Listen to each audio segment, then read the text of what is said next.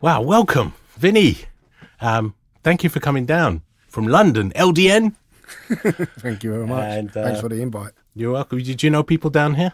I do. Yeah. I know a few people down here. Was that from like kind of the fellowships? Or? From the fellowships, and also it brought back memories of me having a stag do up here. Oh, right. Wow. Which didn't end well. Ooh. What for you? Was that a stag. Handcuffed to the railings or something? A little bit worse than that. Go on, do you want to share or not? We ended up in a strip club. Okay. Up, I don't know the name of it, but you know, the boys are buying little shots, and Vinny wants to buy a bottle. And when he buys a bottle, he turns around and gives the girls £20 to get off the pole. Yeah. So he can get up there and dance. No, did you, Vinny? Yeah. Love that. So I started dancing, and the bouncers went, "I think you need to get down. Jeez. I think you need to put some money in my pocket." Yeah. Oh, wow, mate. Yeah. So it brought back memories. Yeah, well, that's good. But yeah, so you started off in North London? Northwest London. Northwest London. The gangster's paradise, is it? Halston. What was that like? It was in the late 70s.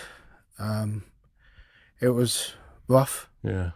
There's a lot of carnage going on around there. A lot of racism in the 70s still, weren't they? Yes, it was rough. With the skinheads and all the stuff you get on the streets.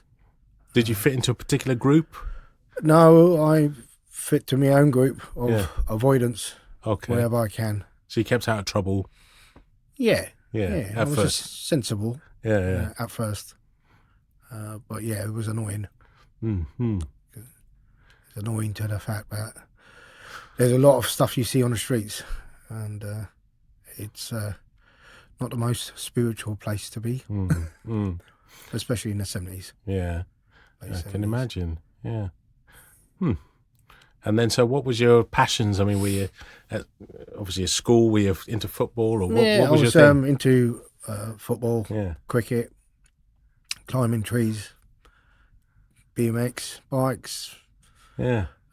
Messing around on the streets where you could, and causing a little bit of havoc, but not too much. Yeah. You know?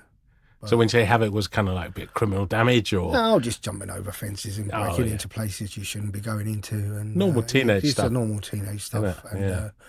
there was a place in the back of Woolsden, and it was like a big warehouse. So it was, you know, no one established in that warehouse, and they still had spray cans and tins and stuff like that. So we used to just go in there and spray each other, and then spray the walls and just mess around like kids. Just piss about, piss about, you know, and go down the parks, and you know, those days are different.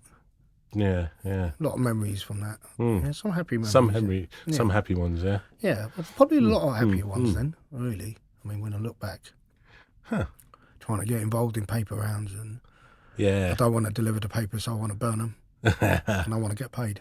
Yeah, I wasn't much different, to be honest. I was always trying to make a cheeky buck with doing minimum work. Yeah, and that's exactly what it was like. But yeah, it was testing times. Yeah. How was the family then? Was it a family was loving place to be? Yeah, it was a family full of religion, innit? Yeah. You know, was that quite a strong thing in your household? Yeah, it was very strong in our house. May I ask what religion you are? It's Hindu. Oh, wow, lovely. Yeah. So I'm Buddhist, so I did very similar. Yeah. So it was, you know, not allowed to eat meat. You know, you're not allowed to. So very animal fat and biscuits. Very strict. Hindus. Go to temples. Wow. Basically dragging us out the house to go to temples and go to Gujarati school. You know, dropping us off to Gujarati school where we could learn the language. It was a lot of forceful stuff. Yeah. And if we didn't do it, we used to get the jumper, which is the slipper. Wow. And that was at home, was it? Yeah. Gosh. Yeah.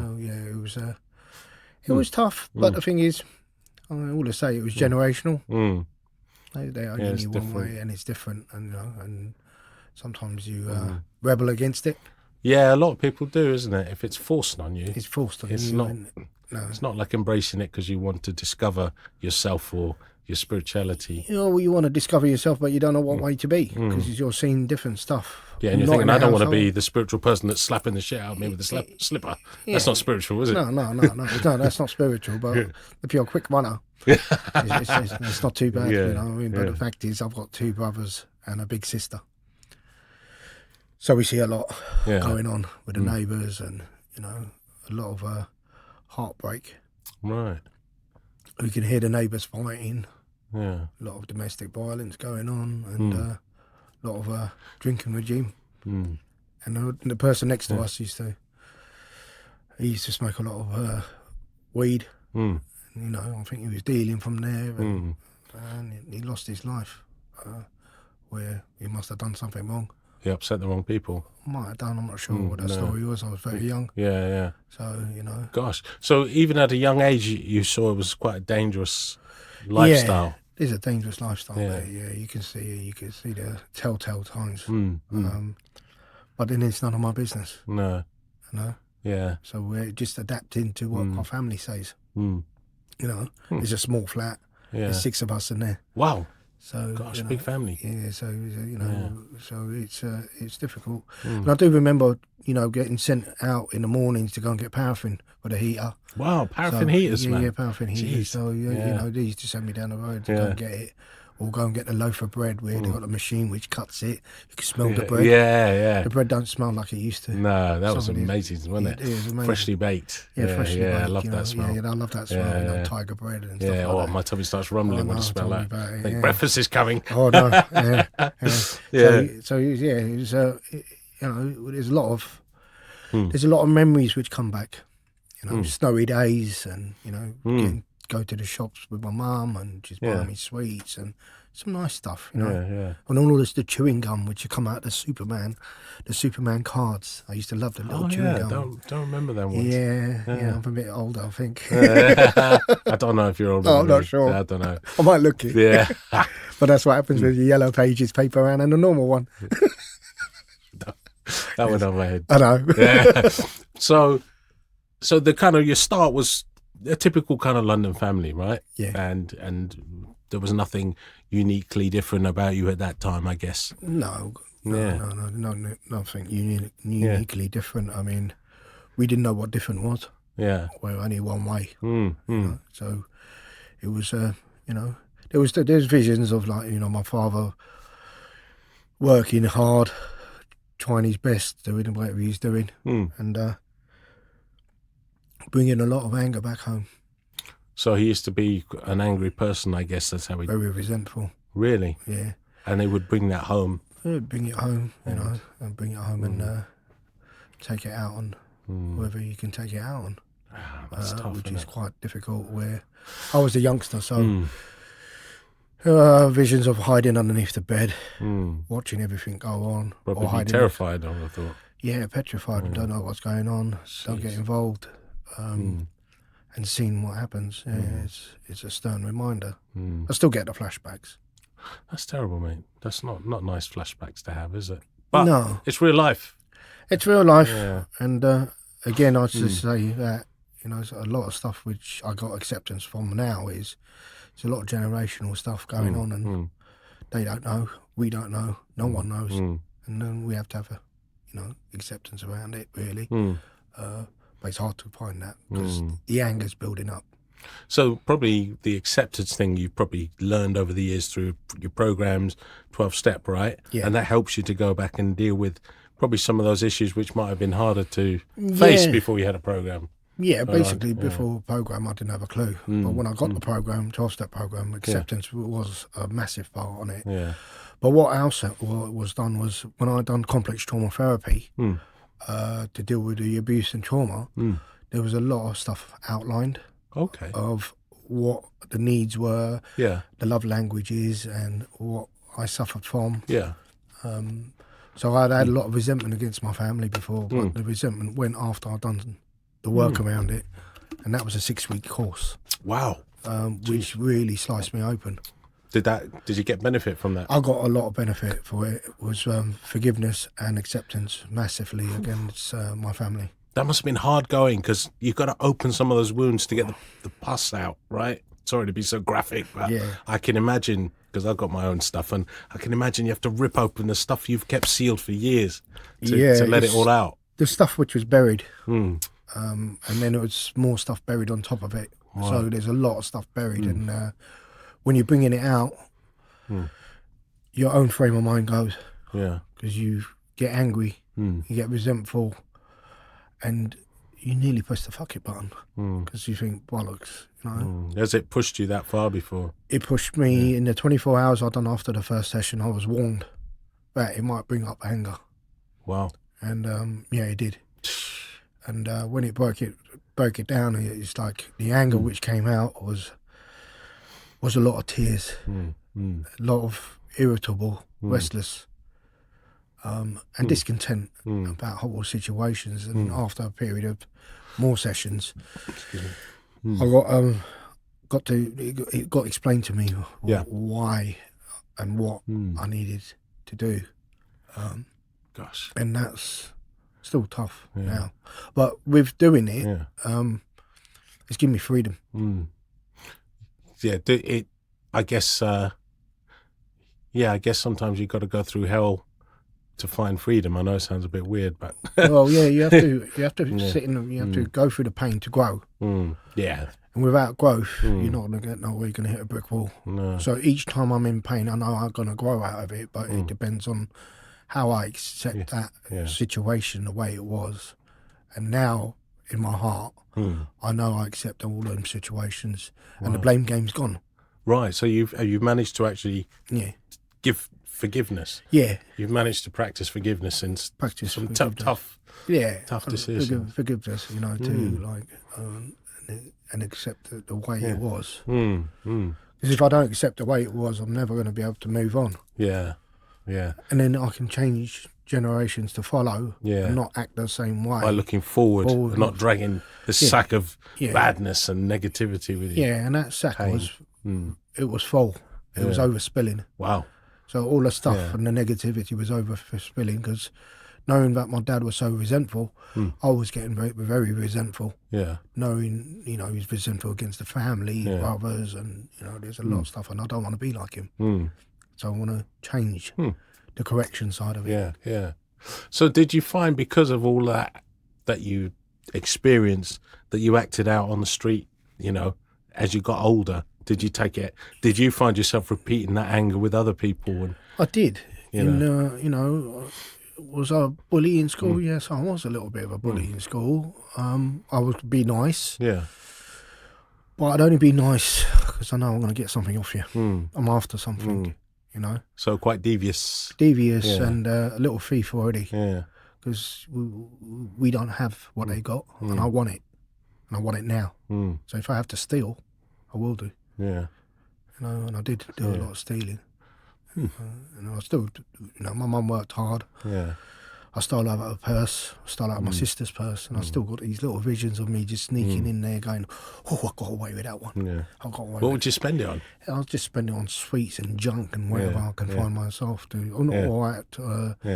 Or, you know, act like a big man. Look at me, I've got all this money. So people get to like me. People it's that backfires because you think you're going to get this adulation and people respect you and they think, oh, not bad. Yeah, look at him, he's got so much money. Once the money's gone, they're pretty much gone. Yeah. You know, that's before picking up any substance. You know, that's happening, you know. And then what was it like when you discovered substances? Did they change how you felt about your past, or did they make you, you know? I don't know, you know. I'm always curious what makes people... Which has really come up recently after doing some meditation stuff come up. And, you know, my mum worked for a factory, and the factory used to bring all the stuff into our house. So she used to do phono leads and fuses and stuff like that. Like we had to at home? We put it together, we had a tray. Wow. So we'd give her the tray, she used the machine, and on a Thursday, she'll give us a packet of crisp to share between four of us. Wow, so times were lean. So it was a lot. Marks and Spencer's, salt and vinegar, the good stuff. Chipsticks. Yeah. So we used to share that, and that was quite nice. But you know, I do remember having that glue in front of me, and I do remember sniffing that glue.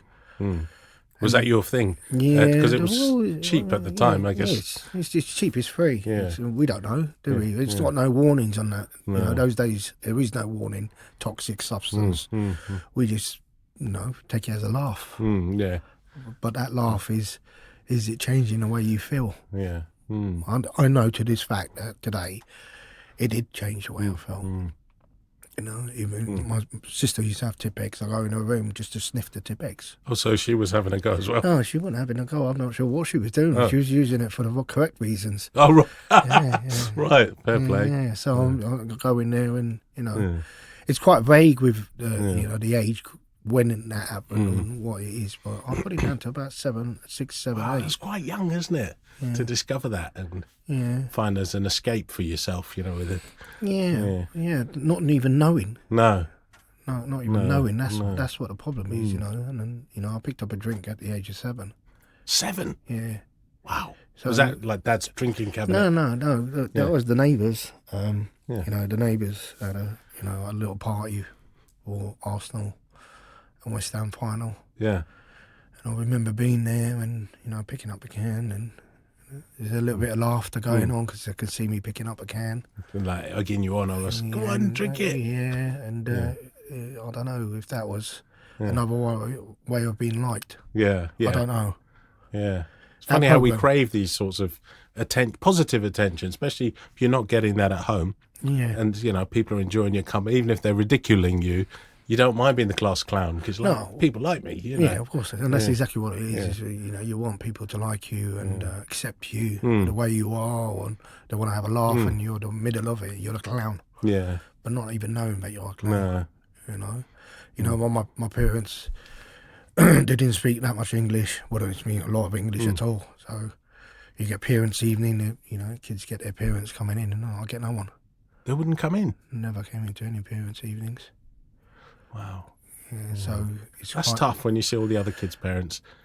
It's tough now when I think about it, but when I'm there, I'm not sure how I feel. Yeah, you were just like, this is... Well, I don't know. I mean, if you look at abandonment and rejection, that's a massive part. But we still don't know what's right or what's wrong. No one's taught us. No, it's true. No one's got that parent guide of how to bring up your child. And there is no guide. No, there is no guide. If there was, they would make some people do an amazing job. I've got some friends and I just think their kids are like, how did you do that, man? Your kids are so really nicely turned out. Yeah. And then I've got other friends whose kids are off the wall, and it's like, how do you...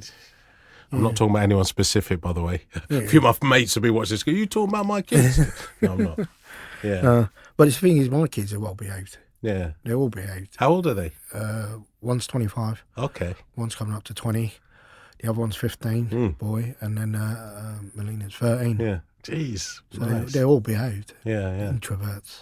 They don't like going out a lot, but this is them. That's not a bad thing. Yeah, it's not a bad thing. I mean, I took my daughter to the prom. I dropped her off. She had fun. She called me. Yeah. And then first thing I said to her was, did anyone get on it?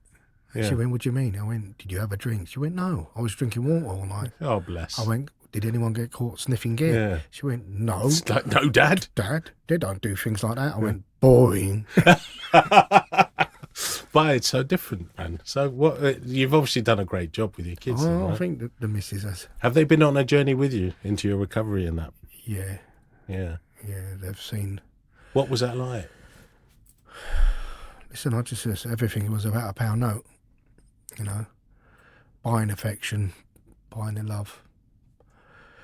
Trying to be a responsible father, but irresponsible to himself. There's situations where I've lost them in a Romford shopping mall. Oh right, literally lost. You lost them, yeah, because I'm off my nut.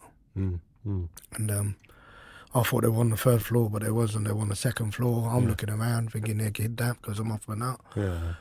And they still remember that. And they probably remember a lot of stuff. It's painful when you think back. My daughter. Yeah. She remembers.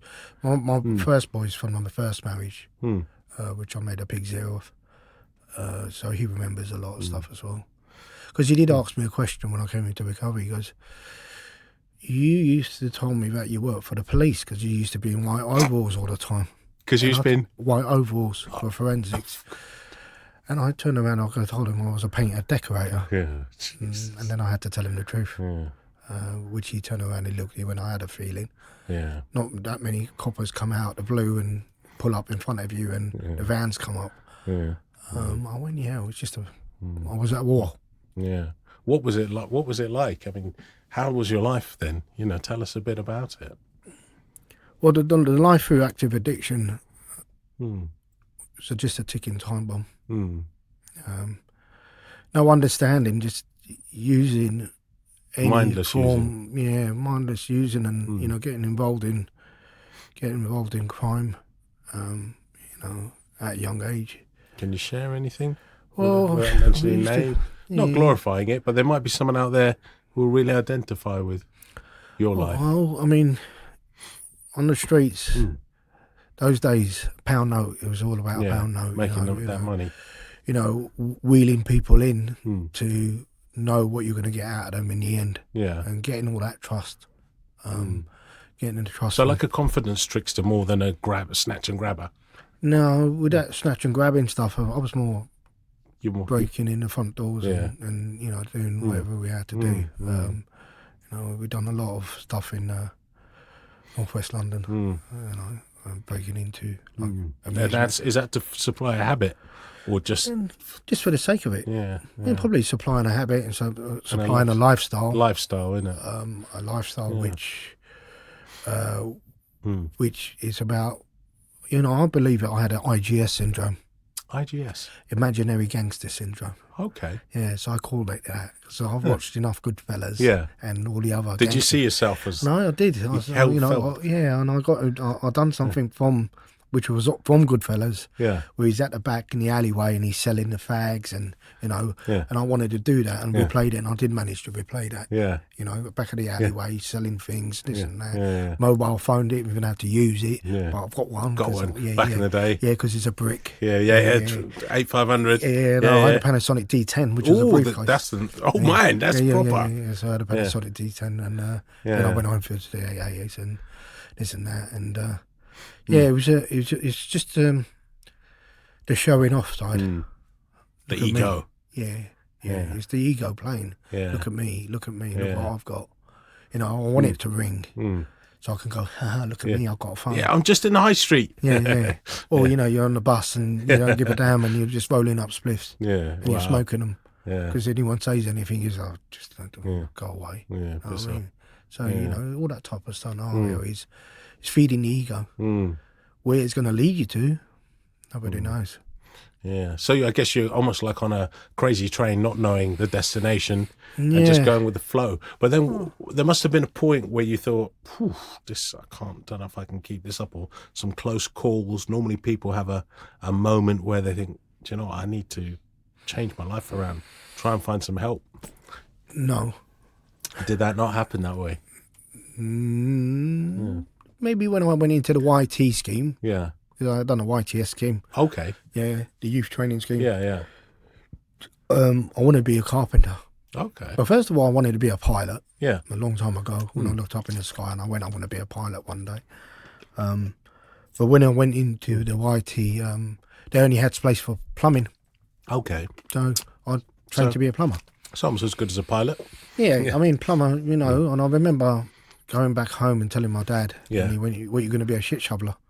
No, plumber's a good living, mate. Yeah, but you know, on those days, my dad just cussed me about it, but I stuck with it. Well, I stuck with it, and that is my trade now. Well, excellent, mate. So that is my trade now, and I stuck with it. And I remember being as an apprentice, and what happened was at 1 o'clock in the afternoon, they'll go for lunch, and they said to me, "Goes, you need to come down to the pub, and you need to drink 5 pints, because if you don't drink 5 pints, you have to stay until 5:30." Really? So that's what... It's quite a macho culture back then. Yeah. So because it was just... You don't want to be a pussy. Because they used to skin up on site. Wow. They used to drink on site. And that's what it was. There's no health and safety. No. No one could, but it was fun. Yeah, and then they drive home as well, probably. In a drive home, Yeah. and it was fun. It was fun, and I still remember where it was in the Richmond pub in Shepherd's Bush, and I still remember all of it. And I remember having 5 pints, getting on a 266 bus, dying for a piss. Oh, I know, it's killer, isn't it? that is 5 a killer pints, one, you know mate. what I mean? It's like, you know, but we don't know. Mm. We just think it's fun. Yeah. You know, it's got no consequences. Well, it's fun until it's not. Well, my fun is just, I love the kitchen parties, I love the rave scene. Yeah. You know, I love all that music, and I love the old, you know, late 80s and the 90s. Yeah, the 90s. And it was a I great era. I think it was brilliant. Yeah, I'll be banging on about the 90s for the next 20 years still. Yeah, of course, they're still playing the music. Yeah. Because it was good era. It was great Yeah, era. and that was the freedom. Yeah. But we don't know when the consequences are going to start. Mm. And when they do start coming, Mm. and the consequences did come early. Did they? Yeah, I mean, you know, there was consequences where, you know, I'm with a family of Irish, where we used to live in Willesden Green. Mm. The drinking culture is massive with the Irish in it, so they love a party. And I love the party, and we lived at number 4, they lived at number 6, and I'd even manage to get up down the stairs to my flat. Wow. I ended up staying there. Wow. Yeah, many a times I stayed there. But there was consequences already happening where they were getting involved in crime, and there's a lot of stuff. There's a lot of movement, a lot of dodgy stuff going on, and you know, people are dropping and ODing, and losing their lives. Wow. But it's still ticking over because it's not going to be me. It's not going to end up being me in my story. But it nearly ended up being my story. Did it? Yeah, I mean, you know, the age of 19.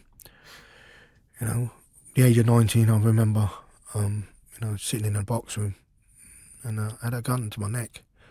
I wanted to pull the trigger. It's like I wanted to talk about. Yeah. I wanted to talk about a lot of stuff, and I didn't know how to talk and approach. You couldn't approach your peers because they're all drinking, and they'd everybody's be like, drinking. "What's wrong with you, mate? Yeah, It's and toughen it was up." to do with the sexual abuse. Yeah. And it really took a toll on me at a young age. So I was a blackout. So I'll Blackout use, drinker. so I'll use and drink. Once I drink, if I couldn't drink no more, I'll use, and then I'll balance myself out with a Coke and whatever is in front of me, really. But yeah, I mean, I wanted to pull the trigger. So you had that gun, and you were almost making the ultimate decision. Yeah. What stopped you? I don't know. A little voice in my head. Just said, "Give it another go." Give it another go. Yeah. And that's at the age of 19. God, that's tough, man. But you really want to open up. And every time you say to, like, peer mates of yours, you know, I really want to talk about something. He said, well, I said, shut up. There's one in the fucking pub. There's one in the toilet for you underneath the tissue. Yeah. Just if that's the macho culture, isn't it? That's it. It's not supportive. No support. It's hard to get support from mates down the pub, or, you know, especially back then. Because they're like, "Man up, mate. Yeah. Don't you know, you sound like my wife now." And you're like, yeah, that's exactly what do you know what I mean? Yeah. And it was, didn't know who to turn to. Yeah. Didn't know who to, didn't know who to trust. That's the hardest thing, is who you can trust with your stuff. If you're going through something like that, I would imagine. Yeah. But it sounds like you found someone that you could speak to. Is that right? No, I didn't. I only found it through recovery to open up. Yeah, I found it through recovery. I think if I didn't get that recovery and get honest about what I was feeling, I wouldn't be here. Wow. I tried a number of times to kill myself. That's powerful.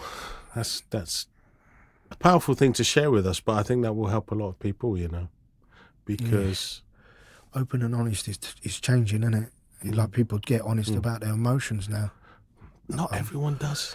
Well, a lot of people try and hide it. When I'm around people, and it doesn't have to be addicts, you know, even family members, I'll just talk to them about how you getting on with this and what's going on. You can't be honest with me. Yeah. I think it's to do with the trust. Whatever anyone says to me, I weren't a grass on the streets. No. I'm not a grass now. So everything is confidential. Yeah. Which I believe before I didn't have that power. No. Because I always thought I was going to get judged, or somebody's going to, you know, talk about me. Talk. Yeah, You behind know, your with back. the Asian community, it's like Asian Very community. gossipy, isn't it? Yeah, very So, gossipy, and it's like, what's the village going to Yeah, say? do you know What's what the neighbours are community- doing? Yeah, yeah. she's and only it's- gone and got another car. And Yeah, everyone knows everyone's business. Everybody knows each other's business, especially the Asian community in Yeah. North London. Yeah, I They can want to imagine. know because they've got nothing else better to do. Yeah. And so if somebody's in active addiction, if it comes out, then it's like, oh, you know, they point at my mum at a temple and say, look, his son does this. He's a drug addict. And he does this, he does that. And then it's So there's a lot of shame. There's shame, Yeah. Shame, guilt and remorse. There's all of it. So And that's just more burden that the poor person, whoever's going through that, has to carry, right? I think their head builds up like a kettle in the end. You don't know where to turn to, who to turn to. You know, there was no signs of recovery for me. No, nothing, you know. Wasn't even on the radar. It wasn't even on the radar. Just for pop stars and film stars, and they go and get therapy because they're weak. Yeah, that's the way it's portrayed, isn't it? Oh, it's portrayed that way, and on my back of my head, it says, there's no way I'm going to end up where you are because I've got it under control. Yeah. But it had me under control. So you almost lying to yourself, or it was lying to you? Well, it was denial, wasn't it? Denial. Yeah, and then denial, the abbreviation of denial is I don't even know I'm lying. Yeah. So, you know, you believe the lie. Yeah. This time it will be different. So you're in a cell, Wow. you're praying to God. It's the only time you pray to God is, please don't give me a sentence. Yeah. And God doesn't answer.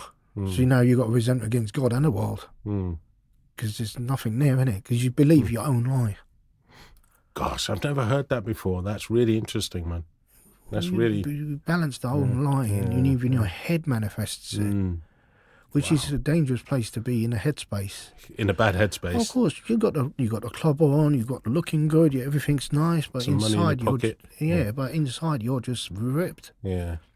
You're going into clubs, you're buying bottles of champagne, you want to be Charlie Big Bollocks, Yeah. you know, and everybody's around you, and inside you're going back home and you're using and you're slicing yourself open. You know, I used to self-harm. We're using this self-harm as well, isn't it? Yeah, well, that's it. I mean, you know, you're picking your skin to the stage where it starts bleeding and just pulling your skin off, which is quite bad when you know, do you go to the doctors? Every time you go to the doctors, they want to give you antidepressants. Yeah, every time there's a situation, we can medicate you, and the medication probably doesn't even help addicts. Yeah. You know, I'm no doctor, but all I know is when they turn around and prescribe me something, I'm nearly flipped. Really? Yeah, I'll just throw them in the bin. Yeah. I went, no. Or I'll just give it a go and crush them up and snort them up my nose. Yeah. Just to see what it does. Mm. You know? Jeez. So how did you find your recovery? Because this is quite a story, and you were in quite a dark place by that time. So I'm just wondering how you managed to I almost said a rude word, unpick yourself from the kerfuffle and the mess you're in. I believe I didn't unpick myself. I believe that there was a purpose. Okay. That purpose is, you know, when you're in a coma in 2004 and you've been brought back to life 3 times, there's always a process. Wow. I believe the universe had a purpose for me. 3 times you've been in a coma? Yeah, and I was being brought back to life. I've tried to kill myself before, and you know, every time I tried to jump in front of a train, the train's been delayed, and it's irritating. So there's almost like a higher power been looking out for you, saying you know, you've got work to do still. Yeah, you've got work to do. Yeah. You're not done. Yeah, you're not done. And I do that now because I can feel the energy running through me. I can feel it as well. I'm just so powerful. I can feel that charging through you, man. Yeah, and it's standing right next to me or whatever it is, but it's a protection. Yeah. Sorry if I'm being too asking. No. Too personal questions, but no. I mean, the personal questions, they need to be answered. Well, we're doing the right thing, and we're sharing a journey that you went on, powerful journey, a journey of redemption. I mean, to come back from that 3 times, and various attempts of taking your own life, and you're still here. I used to use to the stage where I go into dying position, lying down with my hands like this, going, if they pick me up, they can put me straight in a coffin. And I'll wake up the next day and go, this doesn't look like heaven or hell. Where the hell? And I'm still sitting there. Shit. So, you know, when you're taken to the stage of the extremes of using, it's dark. It's a dark, dark place. There's yeah, I feel you, man. Yeah, and then you just get grateful for just being alive today. Yeah, I'm grateful every day. Every day I wake up in the morning, I say thank you. Yeah. Thank you, God, or thank you, whoever you are, for keeping me alive. You know, everything else is a bonus. Yeah. Coming up here is a bonus. Having a car, a legit car, is a bonus. And it makes a lot of way, but you know, all you do is just. I think when you ruin families, and absolutely cause carnage. Yeah. Were you a wrecking ball? Yeah, like a tornado. Really? Yeah, wrecking ball. The thing is, you were ill though. You weren't a bad person. But you had all this pressure from what you've described, built up over the years, compressed, suppressed, buried, and you know, wow, to the point you couldn't even live with it. And you know, a person like that is not going to be a calm and warming presence around the family. They're going to be a tornado. Yeah, then just tornado warring the lives of others. Yeah, and himself, you know. But not intentionally. Not intentionally. Not intentionally. No. You don't realise how sick you are. Yeah. You've hit the nail on the head. You know, don't know how sick you people will, always accuse people. Oh, he was this and he's a drinker and he did this and that, but they don't realise maybe the person was ill. They were suffering. Yeah. They're not. Didn't wake up in the morning and say, "I'm going to go out and smack 2 coppers and beat my wife up." No. No. They're just trying to obviously do things the wrong way. But I think it's that psychosis stage of you don't even know what you're doing. Yeah. There was an incident in 2003 where I got picked up for murder, and to this day now, the answers I gave the police officer in the interview is, shut up, you pigs, give me my clothes back. I don't care if he's dead. But I thought I actually killed him, and I didn't. Somebody else did. Wow. And I'm covered in somebody else's blood, and somebody's just lost their life, and all I'm worried about is my clothes.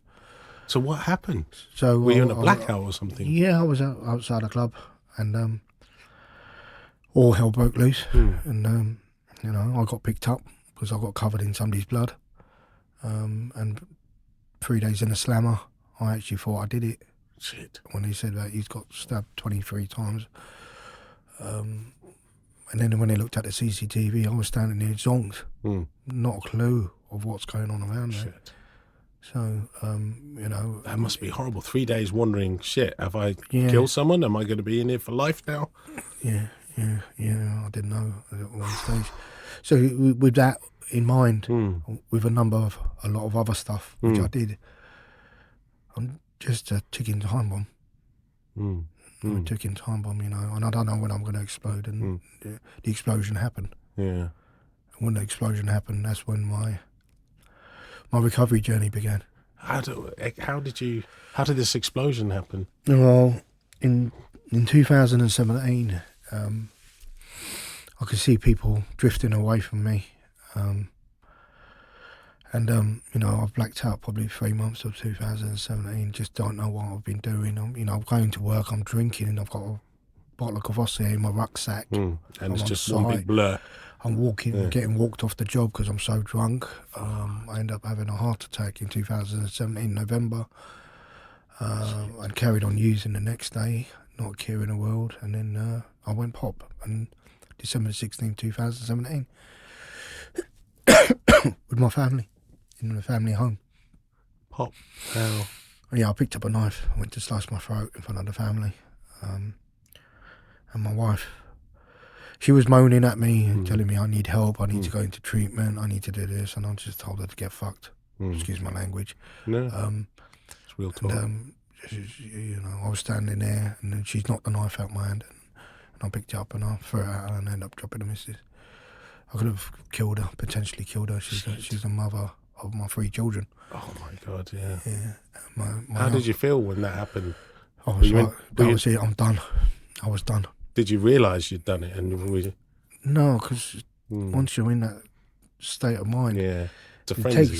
takes a couple of days to realise exactly what you've done. Mm. Because you're so cloudy with the substance or alcohol. You know, and she kicked me out straight away, and I ended up smashing up my own car. She called the police because I went mental. And when the police came, I went like that. Hands in front of me. Just take me away. Just take me. There's no soul left. Yeah. You know, the lights are on, but no one's at home. Yeah. You know. Fuck, you must have just been... That's a pretty rock bottom, if I've ever heard of one. Yeah, that's a massive... Attack your family and leave you, be kicked out of your home. It's pretty bad. Yeah, I mean, it was... but I was done. Yeah. You know, I was shit at dying. You know, I didn't know where the path was going to lead me after that. And what it led me to was recovery, which I thought... Did you think it would work, or did you have doubts? No. You thought, oh, it's bullshit. No way. Yeah.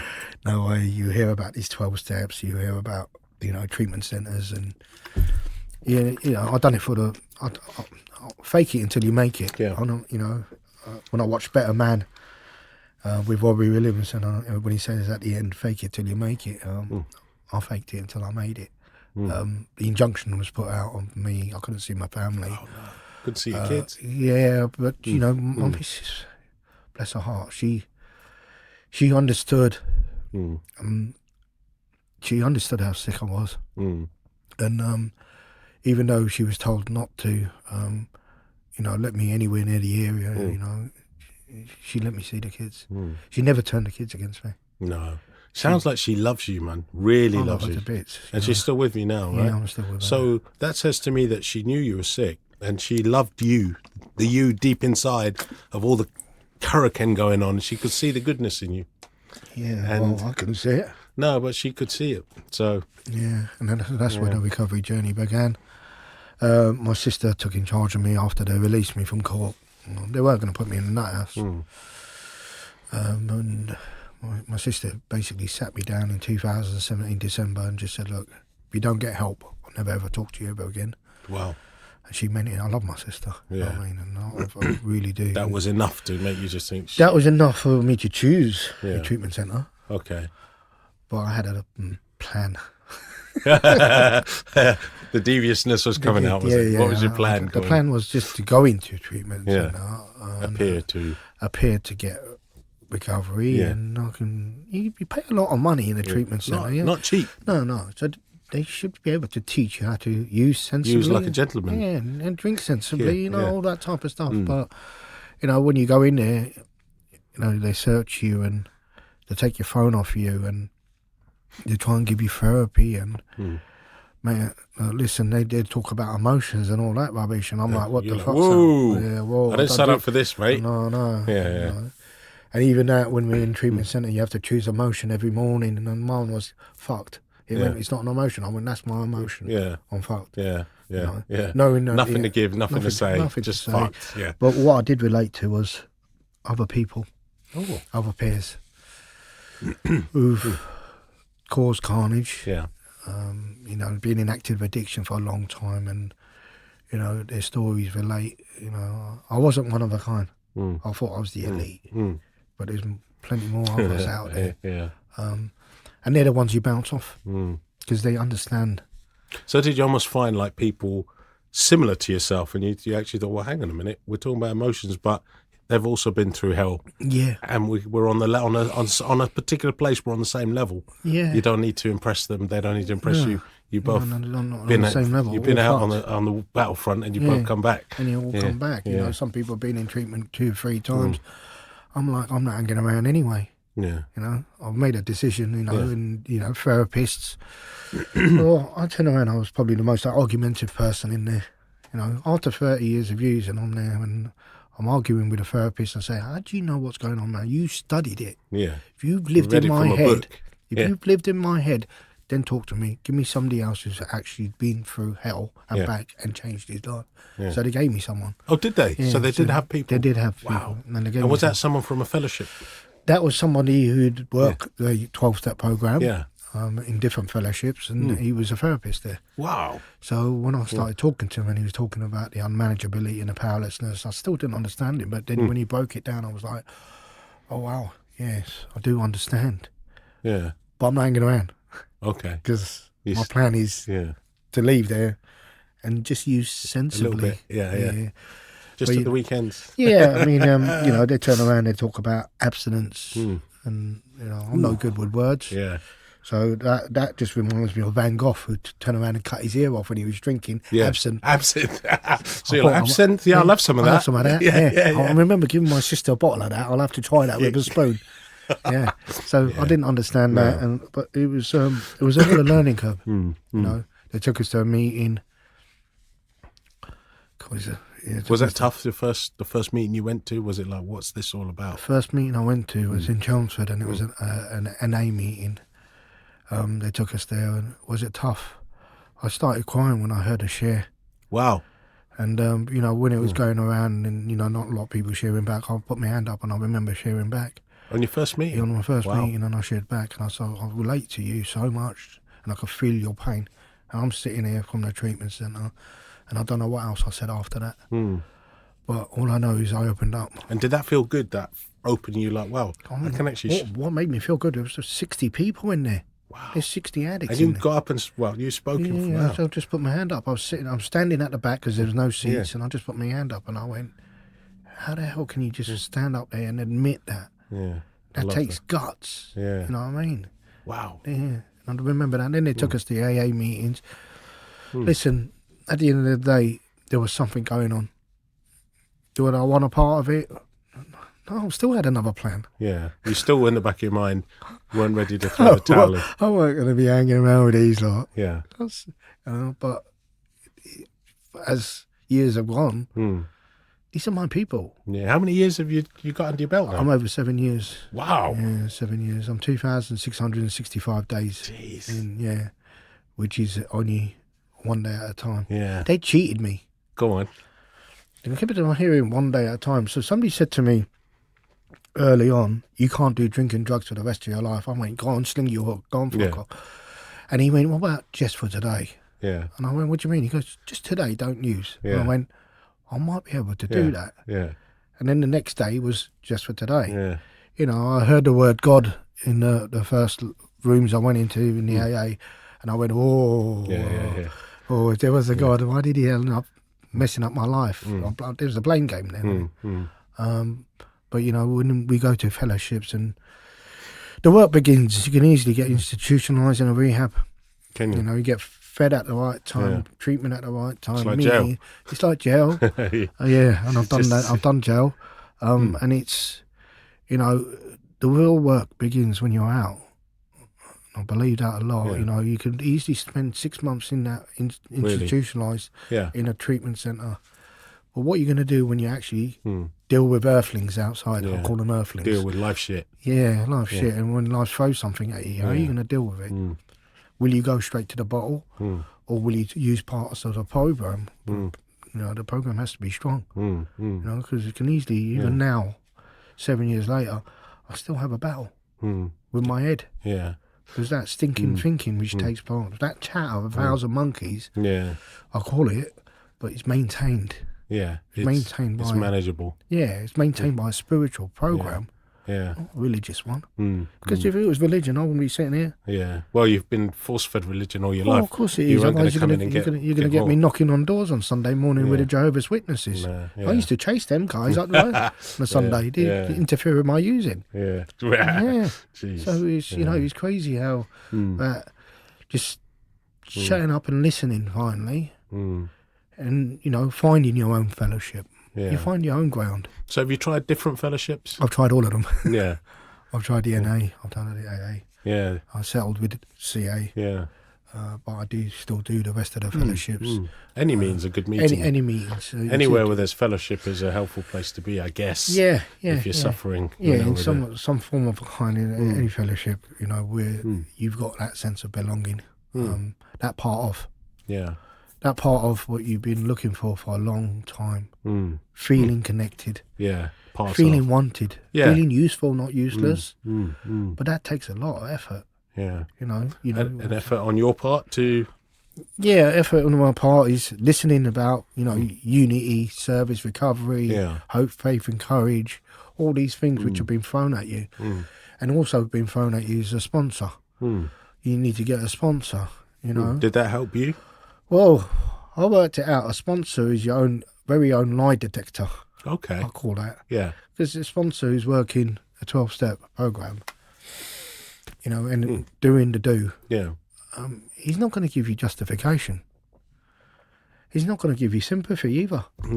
He's going to tell you the bloody truth. Don't tell you the And the straight. truth will bloody hurt, but the truth will set you free. Yeah. But if you're looking for justification and a bit of sympathy, not the right sponsor. Yeah. I don't give no justification.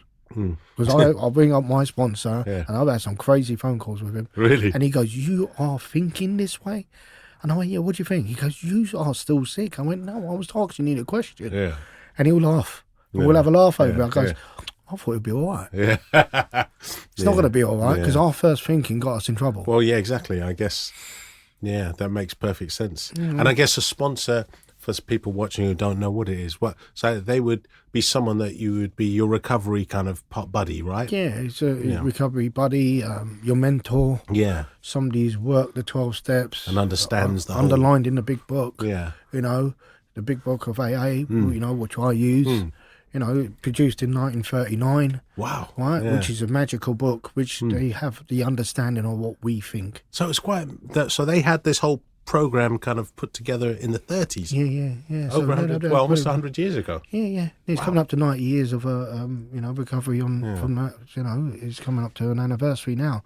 So all of it, when you turn around and you go into the book with a person armed with the facts, this person's going to explain what you suffer from. Well, the way I see it is, how can you deal with something you suffer from when you don't understand it? You can't. You can't. Yeah, You're going to hit a brick wall. Yeah. You're better off just running straight forward into a brick wall and going, right, tell me the next thing to do. Yeah. Because we ain't got a clue. But to have someone who takes time out of his day. Yeah. And what do they get out of it? He gets to keep well. Okay. So whatever he gives out, you know, you can't keep it unless you give it away. That's what I was told. I never understood I've heard that saying before. Never understood it. And, you know, when you turn around and you go, also get yourself a black suit, you know, because if you've got 2 feet in recovery, there's going to be a lot of funerals to go to. You know, I've lost a lot of people throughout the years. People who I thought who had it, but couldn't get honest with themselves. You know, and at the end of the day, that's where rigorous honesty is how you feel and what's going on in this nut. Because this nut is dangerous. I mean, I say to people, don't follow your penis because that'll get you in trouble. Don't follow your heart either. Don't follow your head. Follow your gut.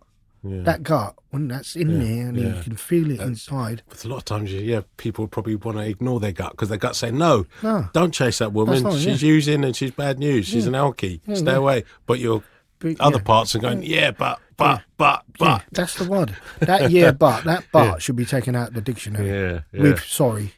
Sorry and but should be taken out of the English dictionary. That doesn't mean do it. But No. But the fact is, you know, they're the ones which we always feel, we just feel that we're the educational variety now. We want to learn. Want to be teachable, right? Want to be teachable. Is that one of the prerequisites, would you say, for getting well? Remain teachable. Yeah, and so honesty is probably most important. Rigorous honesty. Be teachable. You don't know it all. No. Be prepared to be a beginner. Yeah. You know, a kid in school. And so what do I do next? And prepare for a spiritual journey. Yeah, so it's a spiritual journey as well, this recovery thing. Because people think recovery is just not drinking, just being boring. Drink and drugs you can put down. Yeah. It's when you're left with you. When you're left with you, it's how you, your behaviour pattern is, how your mindset is. Yeah.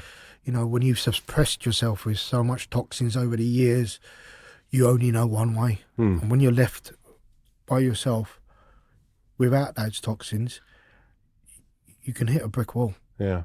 And that brick wall, when you hit, is go into the rooms, go into the fellowship, go into meeting new people, which are, you know, it normally says people we wouldn't normally mix. Really? So you meet people that you wouldn't normally... No, it's mental. You know, I didn't like gay people before, and you know, other sorts of people. Yeah. And I was a bit racist as Yeah. well. Really? Me, and I turned, I was racist. Oh man, I was What, racist. against white people or Oh everyone? man, you name it, any colour. Even myself sometimes. But, No, yeah, but yeah. you know, we wouldn't normally mix, and you know, I mix with all of them. 'Cause Yeah. I think I got it wrong. Mm.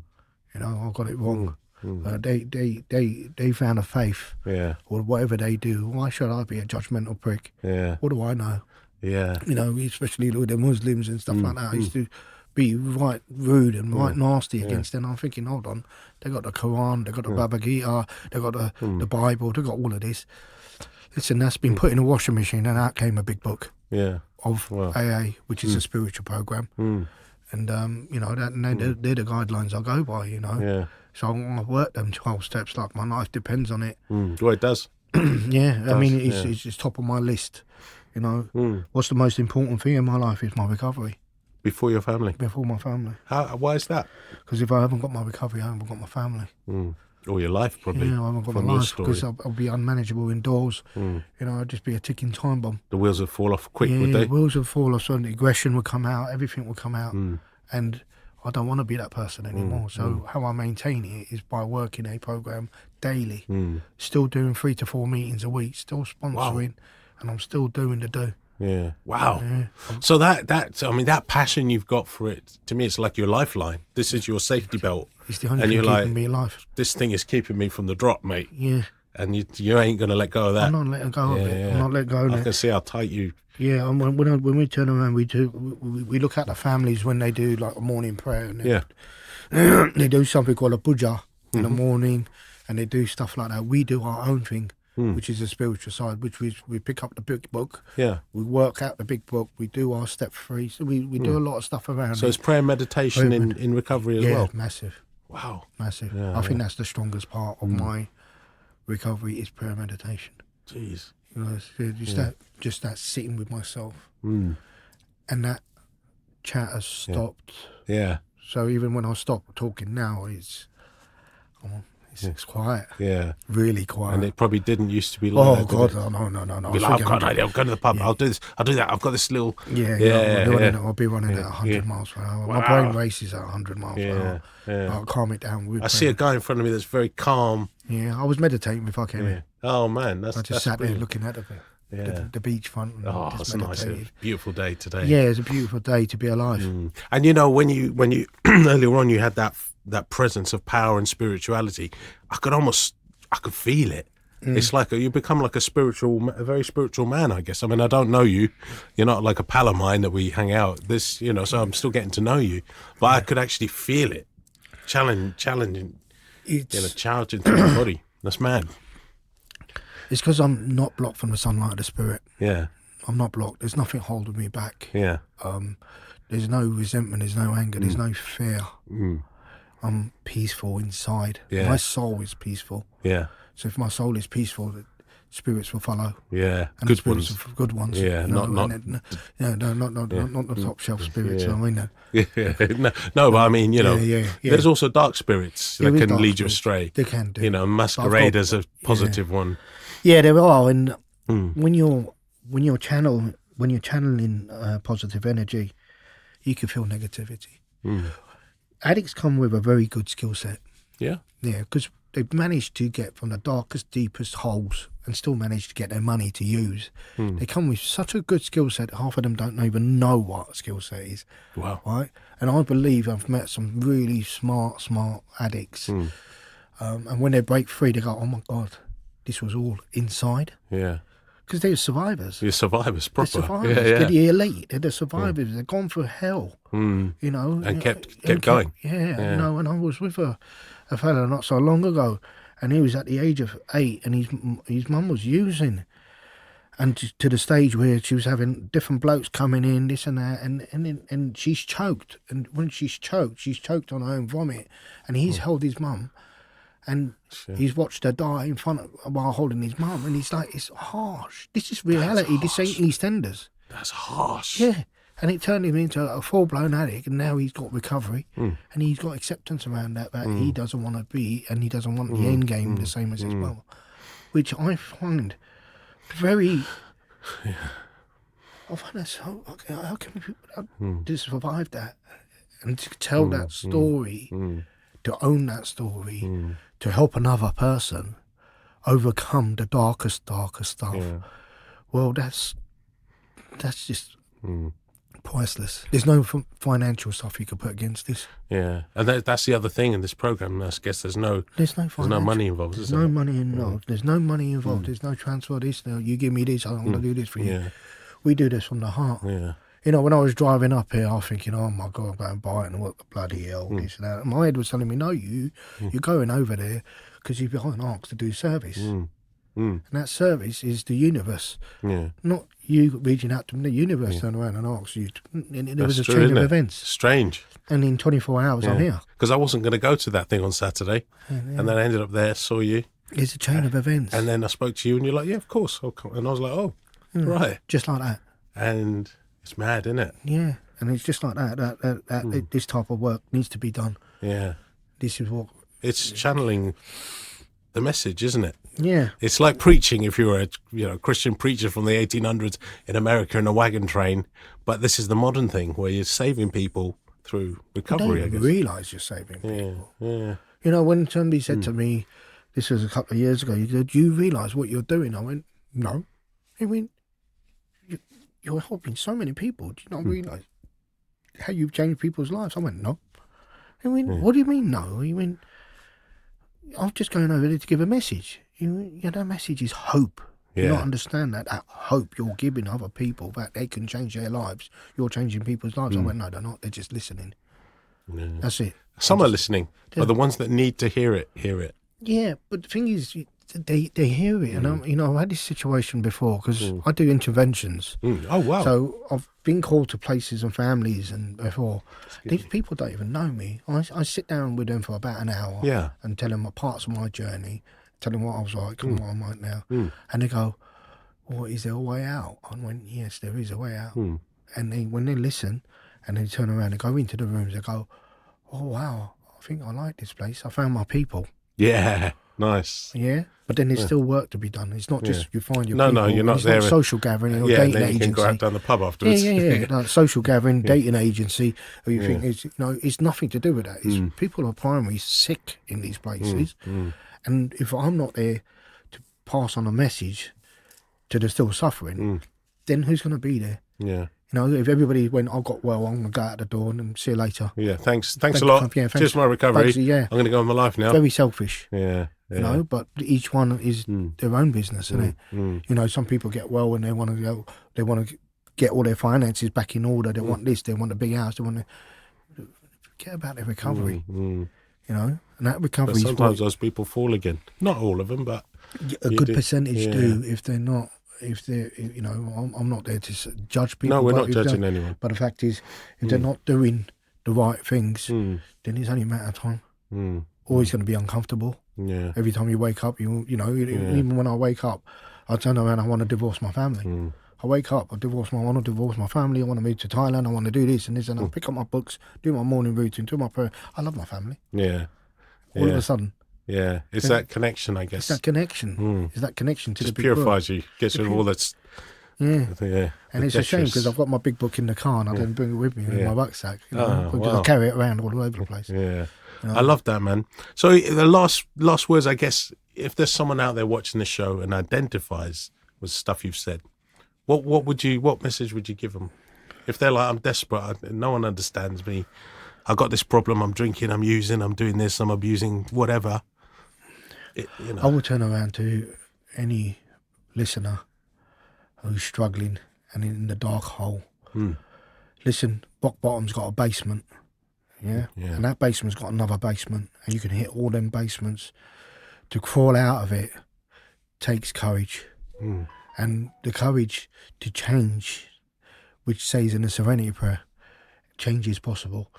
I was programmed in my head a long time ago that a leopard would never change its spots, so I thought I could not change. I was wired in my head, I will never change. Do you think you're out of the hopeless type? I thought I was like, that's it, this is the way I'm going to be for the rest of my life. But I've changed.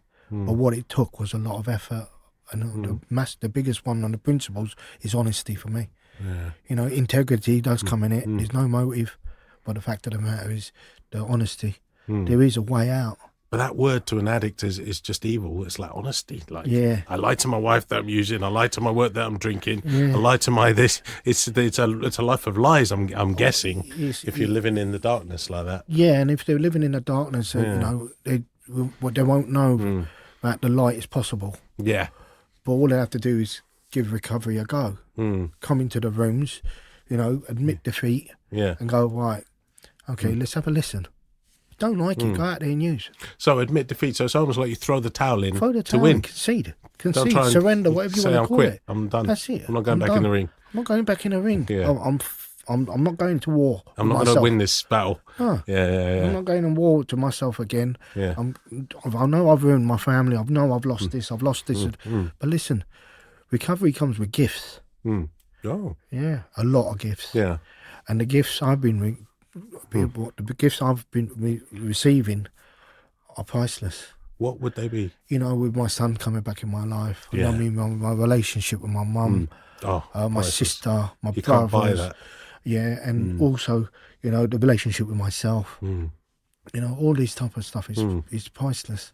Oh. You know, and then these other gifts come. You know, when you're doing the universe's work, the universe is keeping an eye on you. Yeah. And say, oh, have a little bit of that. Have a little bit of that. You know, I've just gifting you. Good things happen. You know, I was told nearly 2 years ago, and I was told I was going to do a lot of travelling. And I didn't believe this lady when she said, because I could see you're going to be doing a lot of travelling. You know, and I travelled a lot, and I've done 51,000 miles in 13 months. Wow. Yeah, and I've travelled all over the world. And I've done 50 flights. Yeah. Well, in that 50 flights, I never got pulled by customs once. Yeah. That's amazing. It's just that. Considering probably just because considering I got done at City Airport for bringing stuff in a long time ago. Jeez. But yeah, I've managed to walk past them and say Sawadee and just how it's because I've got nothing to hide. No, and they can see that. And they Your aura is clear. Aura is clear. Yeah, so it's priceless. And my life is a dream come true. Wow. You know, I'm living a life beyond my wildest dreams. I still have little concerns which come up. I talk to my fellows about it. I do some work around it, but I don't act like a prick. I just get real, get honest. And I can see the other side of it all the time. If there's anything going wrong, just look in the mirror. Because best part of it is your part, the part, you're to blame. Yeah. Somewhere along the line, you've done something. Find your own part. Find your own path. Yeah. And you know, most of the times, if you use the blame game, you need to it's easy to deflect, isn't it? It's part of the denial. It's her problem. She nags me. That's why I drink. That's exactly what it is, isn't it? You know, it's the old mechanism. They're the ones, and you know, too many people are crumbling. I see it all the time, and it breaks my heart. But I haven't got a magic wand. Because if I had a magic wand, I would have hit myself over the head years ago. That magic wand, which we talk about, is going into the fellowship and finding a program which works. So the help is available if you want it. And it's free. But you got to want it, right? You got to want it. Yeah. It's not going to be just a plain sailing. Everything's going to be hunky-dory. It's going to be a battle. And the battle is, you've been battling for a long time. Yeah. The name of the game is survival. And if we get to survive, then we get to live. Amazing, Vinny. I really appreciate you coming on the show. No problem at all. And making time. Thank you. Coming down and seeing us. And, you know, I know it's a big drive for you, a couple hours, but really appreciate it. We kind of end the show. I come around, I give you a little hug. Is that all right? Yeah.